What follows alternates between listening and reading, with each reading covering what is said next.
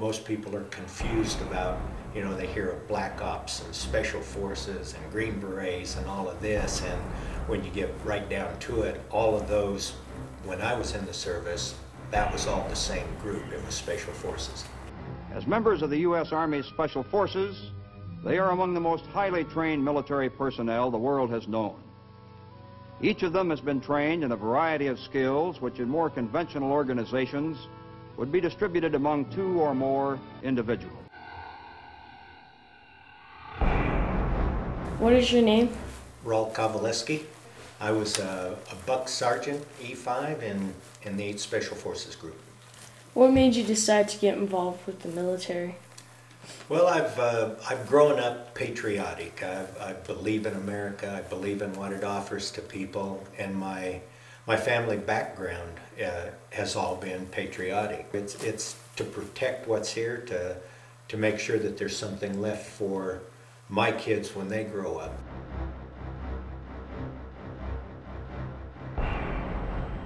I was trained all over the place. Special Forces, you have to go through a lot of entry training, the basic training that you do in the service before you can ever get there. So I spent 8 weeks in basic training in Fort Lewis, Washington. I went to Fort Ord, California for 10 weeks for radio communication training, learning to send and receive Morse code, encrypting messages, that sort of thing. Then went to Fort Benning, Georgia for 5 weeks of parachute jump school. And then at that point went to Special Forces training in Fort Bragg, North Carolina. We had 2 weeks of initiation where they retested everybody, put you through the rigors to make sure that you were of the right frame of mind, right physical conditioning, everything to move forward. And then we had 5 weeks of tactics and techniques, learning, booby traps and bombs and setting explosives. Then went into 2 weeks of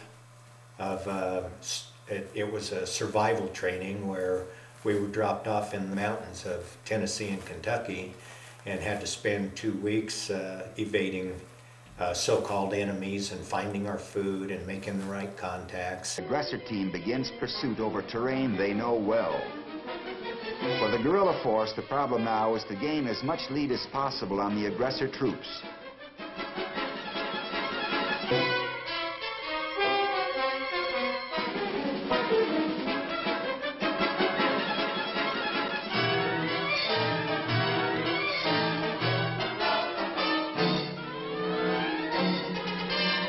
Well, initially I wanted to go to Vietnam and had put in 3 formal applications and could never get over there. There was always somebody more experienced, higher trained that wanted to go back, because in Special Forces a lot of those guys spent 3 to 5 terms, different terms over there. So it was hard to go over there, so I put in for Panama, because Panama, the 8th Special Forces group in Panama pretty much looked out over all of Central and South America, as well as training people who were going over to Vietnam. What Americans can do is combat fear by giving them guns and the training they need to defend themselves against terrorism. And we can reply to the propaganda by actions. We can bring to these remote areas some tangible proof that the way of life we propose is a good life, worth fighting for.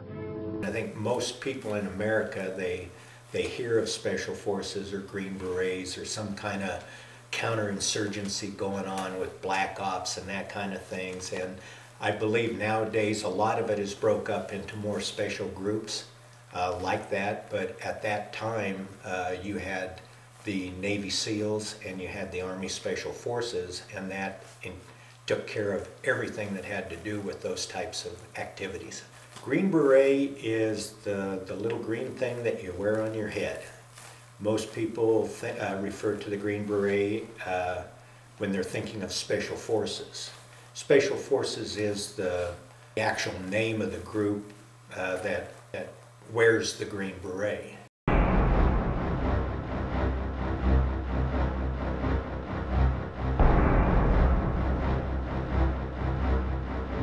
Traditional warfare is army against army, fighting across the line, set up in trenches, 300 yards apart, trying to pick each other off. Unconventional warfare is acting in small groups of people, whether it's military or civilians. It's outside of your normal military activity of just army against army. It's the side stuff. It's the small ambushes, the going in and assassinating or kidnapping somebody to try to get an edge. It's really the little things that happen on the side that's more outside of a true military setting. In this class, one of our raw day instructors is teaching his men a technique in search and seizure for arresting Viet Cong agents.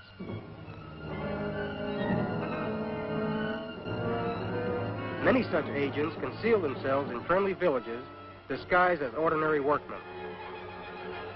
Usually guerrilla warfare is to set up a quick ambush, set booby traps, go in and set off a bomb and get away. So that guerrilla warfare, you're not set up to really fight directly head to head like you were in the regular military. It is more on the side where you do a quick little hit somewhere and then run and hide and then go do something somewhere else. So it's more like the aggravation of not knowing people are there, and then all of a sudden you have something blow up, and that really is what guerrilla warfare is.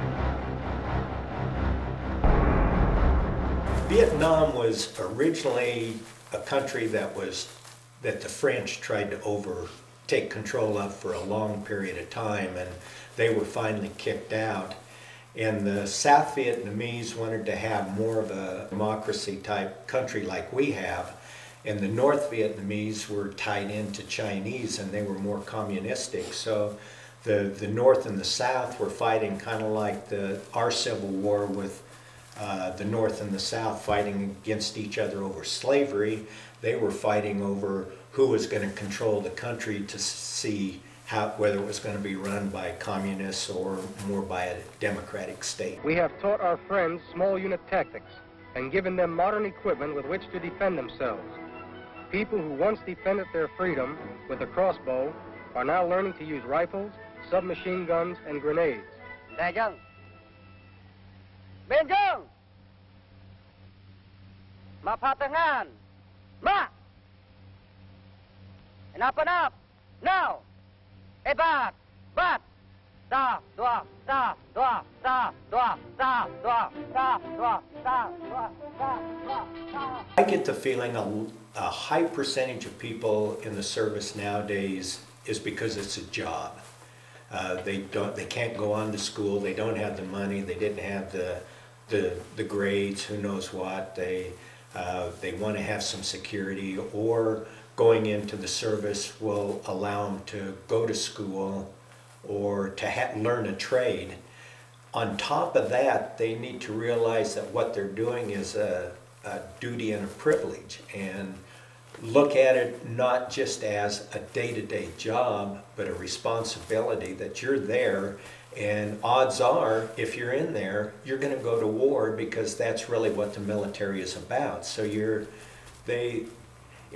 don't just go into the service to get money to go to school, or don't just do it to learn a trade, but do it because of the responsibility and the pride, and in doing it, in knowing that you are serving the country and protecting America.